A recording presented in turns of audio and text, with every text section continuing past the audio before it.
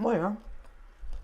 Ciao a tutti, welcome to Cucina with Daniela from the Golden Taste. Today we're gonna make cantuccini. The ingredients are really easy and I'm gonna do it in the meantime and in case the recipe below.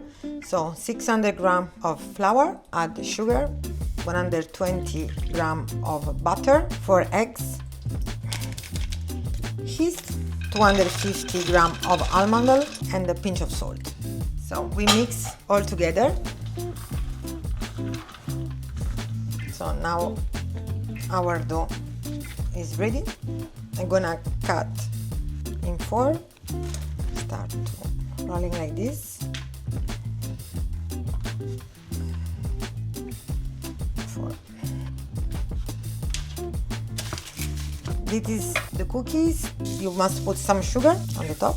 And now it's gonna go in the oven about 40 minutes maximum, 180 degrees. When it's gold, we're gonna remove from the oven. Like you can see, they must be like that out of the oven, really like a gold color.